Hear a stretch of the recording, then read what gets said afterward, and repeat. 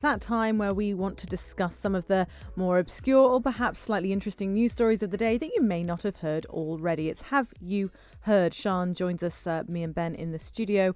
Would you like to go first, Sian? I can do if you like.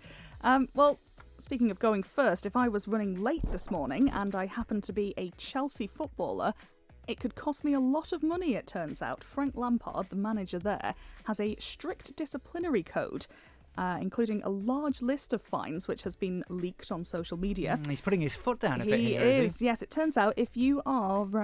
where are we? If you are late for the start of training, you could be fined £20,000 if you're a Chelsea footballer. I suppose that's about a fiver for the rest of us. For some of them, yeah, I suppose, yeah. Alternatively, if you are ill or injured and you're going to be missing training and you don't let him know an hour and a half beforehand, it's a £10,000 fine. What else have we got? Phone ringing during a team meal or meeting, £1,000 fine. I think we should have that in the newsroom. Late to the gym, £1,000 fine. Late for treatment, £2,500. I like this. I have to say, I like the fact Frank is clamping down. I mean, it sort of makes a bit of a mockery of the, those totals, of the whole thing. Because, like you say, it's a drop in the ocean. If I did for them. one thing, I'd be bankrupt, I think.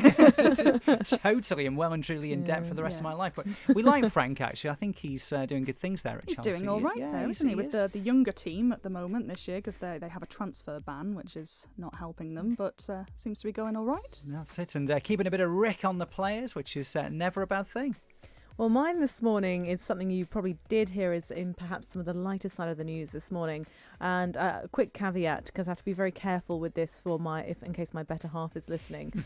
I just want to talk about how sexy John Legend is. Oh, you love him, don't you? Well, no.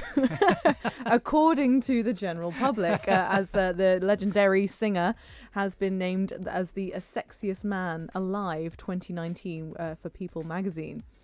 Now, this is something I know lots of very famous people have had before, but I think this is an important one, considering he's been around for a fair while.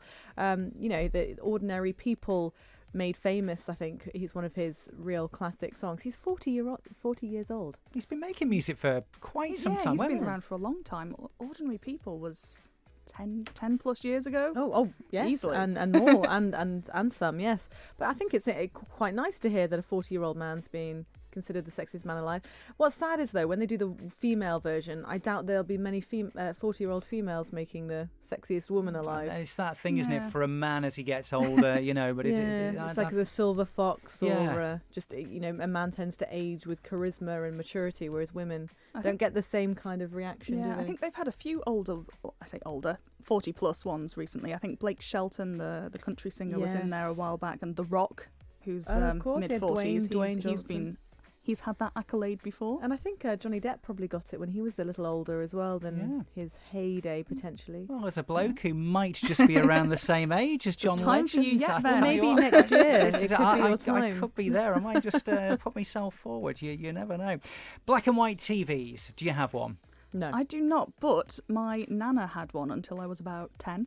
Well, I'm intrigued about this because can you believe more than 6,000 UK households across the water still using black and white tellies? I can believe it. Yeah, I was really surprised by this, actually. People are creatures of habit. They like to keep what they know. And if you've had one, then you probably still like it. I think also a lot of potentially older people, but I could be wrong, tend to have a little black and white in their kitchen or something. You'll have like one of those old small ones that you might have in not your main watching TV room, potentially. Do people still have that? Maybe. I'm genuinely surprised. We had one up until about the late 80s, a tiny little sort of portable one. The BBC have revealed these licensing figures today because later this week they're marking 50 years since their first colour broadcast, since they officially launched colour on the BBC. Star Wars or Star Trek rather, and Match of the Day were two of the first shows to be seen in colour. But the cities most loyal to the black and white format, in London there are over 1,300 black and white tellies registered.